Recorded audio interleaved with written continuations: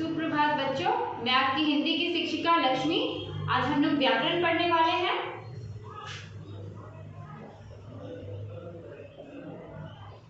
व्याकरण में आज हम लोग शब्द विचार पढ़ेंगे। आप लोग देख लीजिए, शब्द विचार पाठ 4 आज हम लोग करने वाले हैं।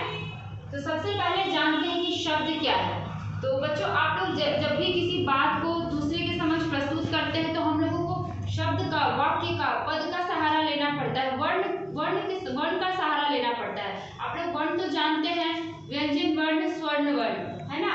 तो उन्हीं वर्णों के मेल से जो नया शब्द बनकर निकलता है उसे ही हम लोग शब्द कहते हैं। देखिए परिभाषा, वर्णों के मेल से बने सार्थक समूह को शब्द कहते हैं। सार्थक समूह कहने का तात्पर्य है एक या एक से अधिक शब्द जब हम लोग उसको जोड़ते हैं तो एक समूह में बन जाता है और एक नए शब्द की उत्पत्ति होती है। तो उसे हम लोग क्या कहते हैं? शब्द कहते हैं, पद कहते हैं, वाक्य कहते हैं। वाक्य जब हम लोग एक लाइन लिखते हैं, जब हम लोग पुण्य विराम दे देते हैं तो हम लोग कहते हैं यह अच्छा वाक्य है।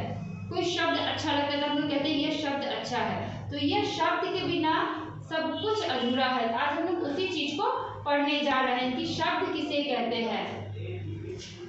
वर्णों के मेल से, वर्ण क्या होते हैं हमारे? यह है ना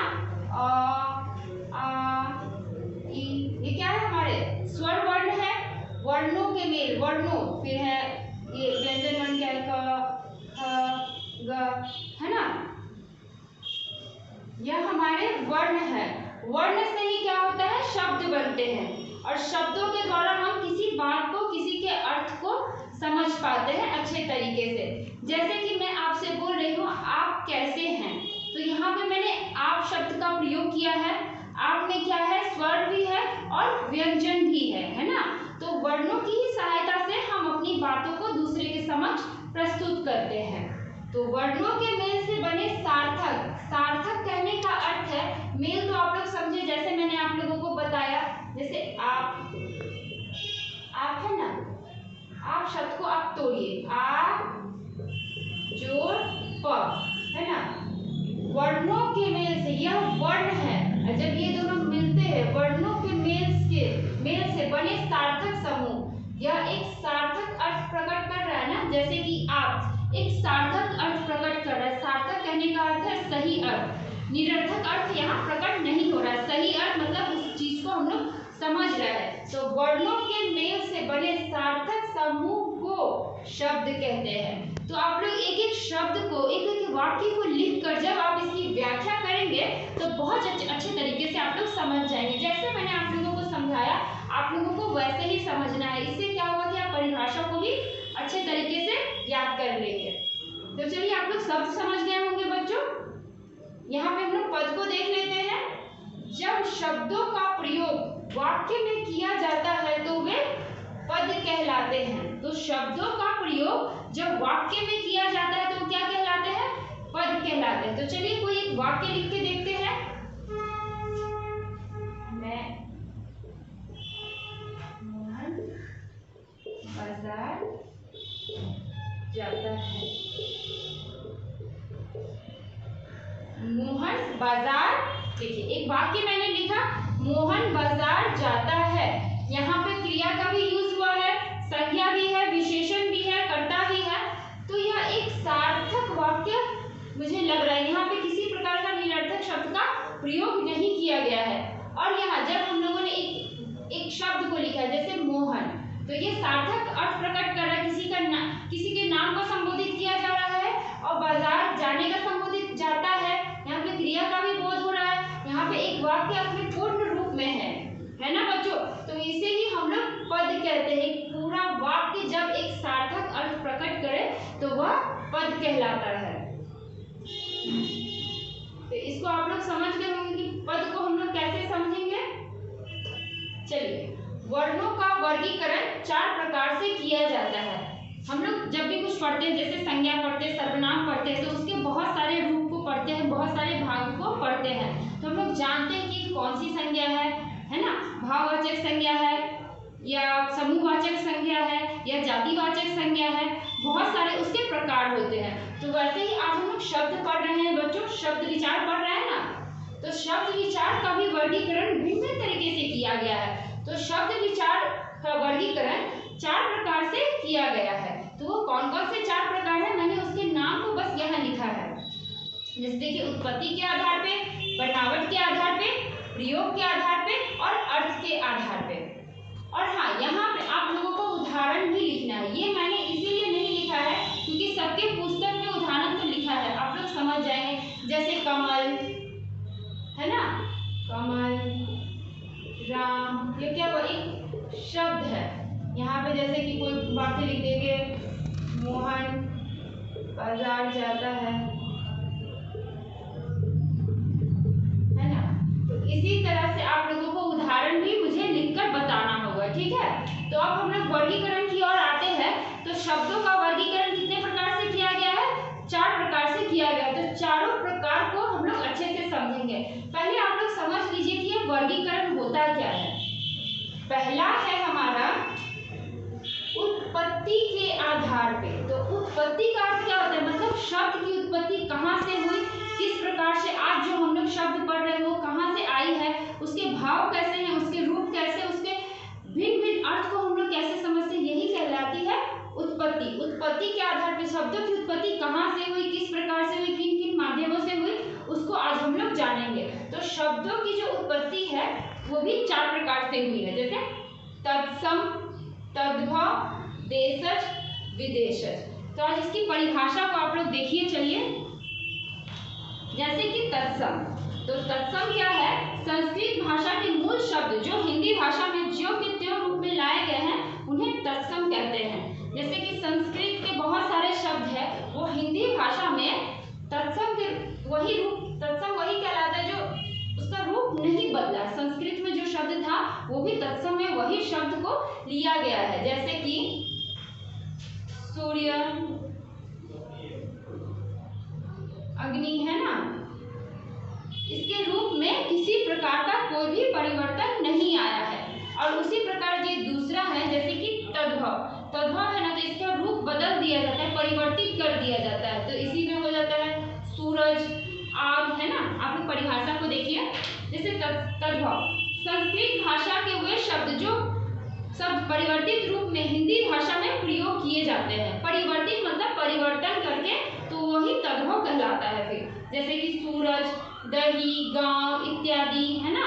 यहाँ पे लिखा हुआ है पत्ता, यहाँ पे हम लोग क्या कह सकते हैं, उसको दूसरे शब्द में तत्सम में कहते हैं। तो उसी का रूप परिवर्तित कर करके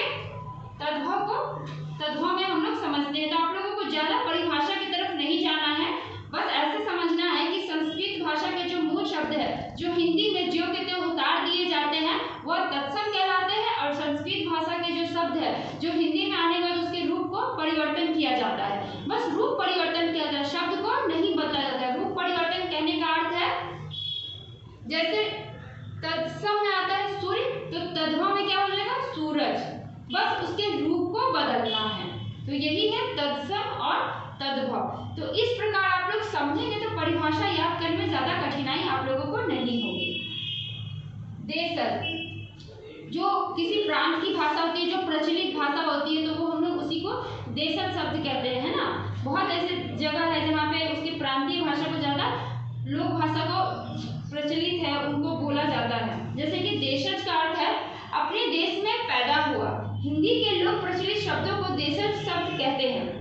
वे विभिन्न भारतीय भाषाओं या प्रादेशिक बोलियों में हिंदी में आते हैं। जैसे लकड़ी, झुग्गी, झुंड, खिड़की, पगड़ी, लोटा, झाड़ू, ये सब क्या है, हमारे देशज शब्द है। तो देशज शब्द से ही लोक भाषा की आपूर्ति हो रही है आप लोगों को कि हाँ ये देश की भाषा है, तो हम लोग उसको किस तरह से बोलते हैं वही आप लोगों को समझना है। तो देशज को आप लोग अच्छे से समझे होंगे बच्चों।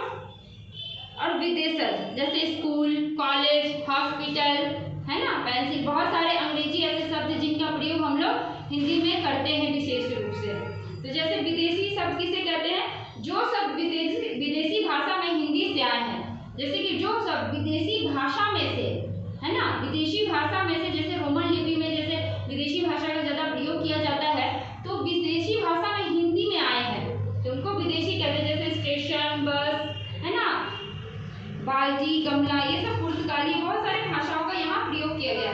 तो अभी आप लोग इसको समझिए बस कि उत्पत्ति के आधार पर शब्दों का कितने भाग में परिवर्तन है, देशज विदेशज। और एक हम लोग पढ़ेंगे बनावट के आधार पर। तो बनावट के आधार पर मतलब शब्दों को किस प्रकार हम लोग बना सकते हैं। बनावट का अर्थ ही होता है बनाना, किस प्रकार उसको अच्छे ढंग में हम लोग ढाल सकते हैं। तो यहाँ पे रूढ़ बनावट के आधार पर 3 भागों में बांटा गया है, रूढ़, यौगिक, योग रूढ़। तो इसको हम लोग अच्छे से समझेंगे। रूढ़ का विशेष रूप से अर्थ मैं अपनी भाषा में आपको बता रही हूँ कि ऐसा शब्द जिसका किसी दूसरे शब्द के साथ कोई अर्थ विशेष रूप से उभर कर नहीं आता। जैसे कि कल, कल एक शब्द है, अगर कल को हम लोग तोड़ते हैं तो क्या होगा, क और ल, है ना। तो ये दूसरे के साथ अच्छा सार्थक अर्थ प्रकट नहीं करता, इसी को हम लोग रूढ़ शब्द कहते हैं, जो किसी प्रकार की अच्छा मतलब भाव प्रदर्शित नहीं करता है। जैसे पर, यही हुआ रूढ़।